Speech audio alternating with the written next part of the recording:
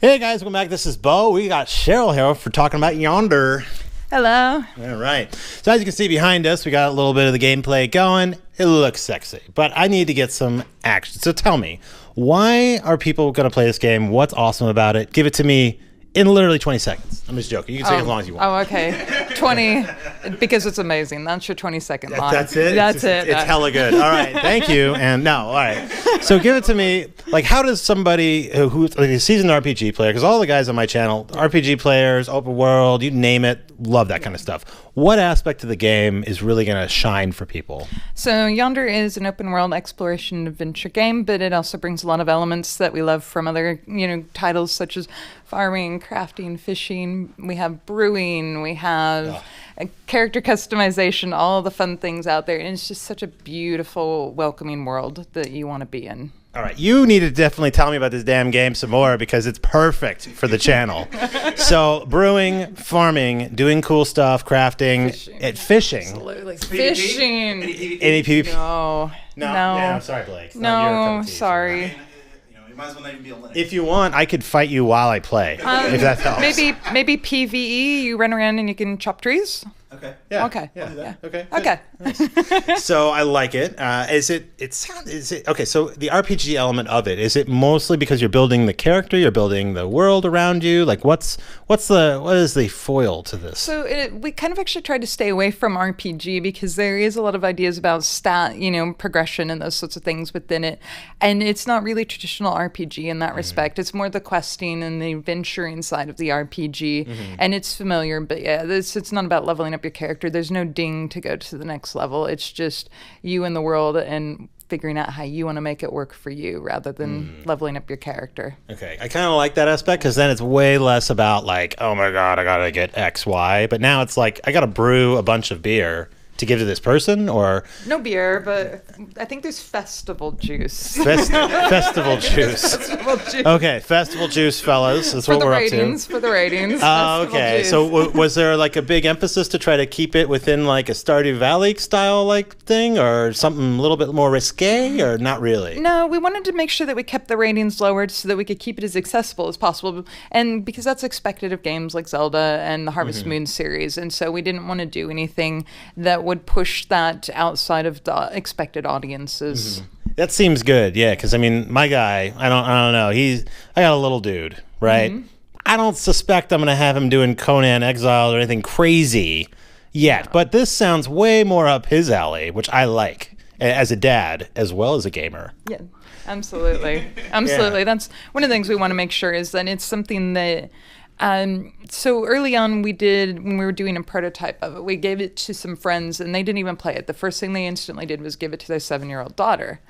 And we're like, oh, this is going to go bad because we hadn't thought about what about kids. But she loved it. She absolutely loved it. And finally we realized absolutely there is, it's a much broader audience than we expected to have. And there is something there for the family that wants to play, with the kid or bring in a non-gamer like, a girlfriend or a wife or something like that as well too, or a husband or a boyfriend. I know lots of guys that suck at gaming or haven't tried it before. Absolutely. So no names. Significant. Absolutely, you're right. Significant others. There we go. There we go. Yes. Welcome to San Francisco, fella. We got this covered. All right. It's all about inclusion. But I get you. Yeah. But dude, it might be good for like Tiff and all those kind of folk. Because like.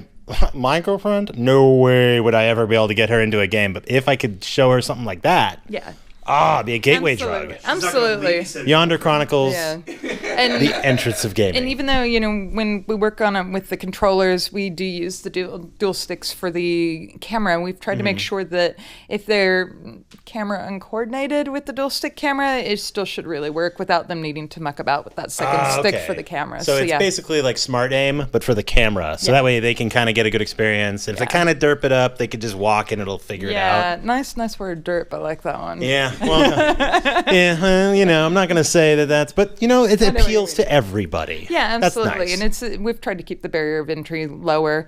I'm not going to say we're perfect at it, but I mean, it's things like early on we were calling the purple goop in the world miasma, and we realized no, you can't do miasma. Murk is murk. Now it says murk. Nice and simple. Okay, because I was thinking to myself, I'm like, man, that sounds really medieval for a reason. Yeah, but it just went to murk because that's such an easy thing for kids to say as well too. And to be fair, I can't even.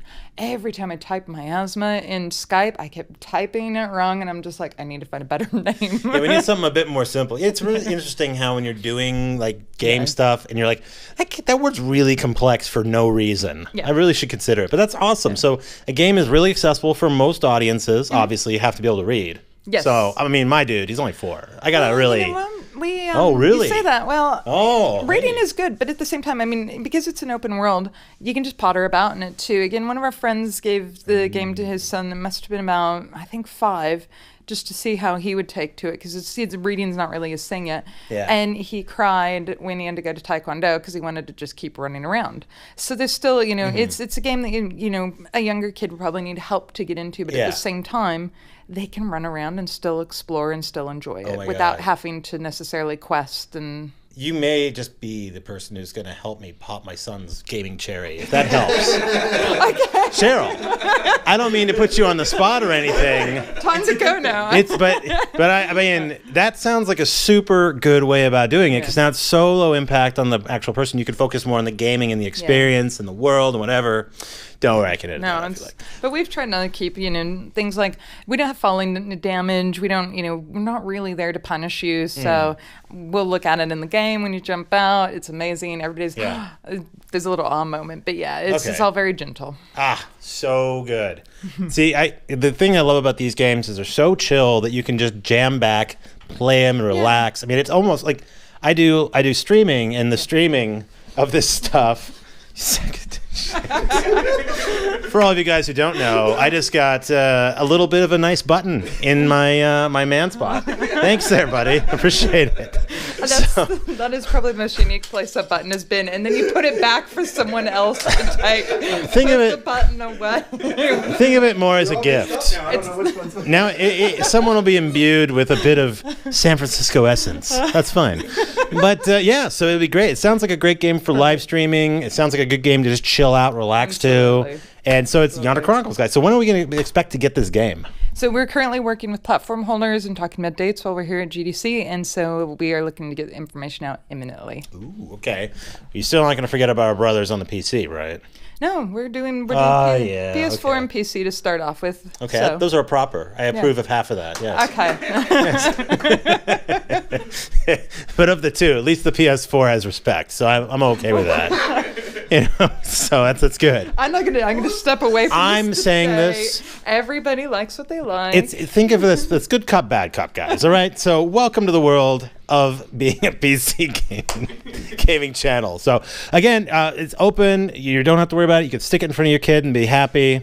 And Cheryl, you're really opening doors for people here. Oh, thank you. That's not what we intended, but it's where you went. That. I mean, you went down that road. We went there. You went there, and we're staying on that road because it's really fun. It is fun, and it's really terrible when you get to test a new feature and you realize 30 minutes later, I've been picking up rocks and chopping trees. I need to actually go test the thing I meant to do. Yeah. So after a year of development, we still find chopping trees and picking up rocks fun. Well, then I have to say that sounds pretty encouraging then. All right, guys, so we're going to keep our eyes peeled as far as when a release date is, maybe even beta access, that kind of thing. Maybe. Talk to the man over there. Okay, we're talking to... I got to talk to the man behind the mask over yonder. All right, off camera. All right, guys. So again, Cheryl, thank you very much for having us. And, it looks like freaking great. So thank you.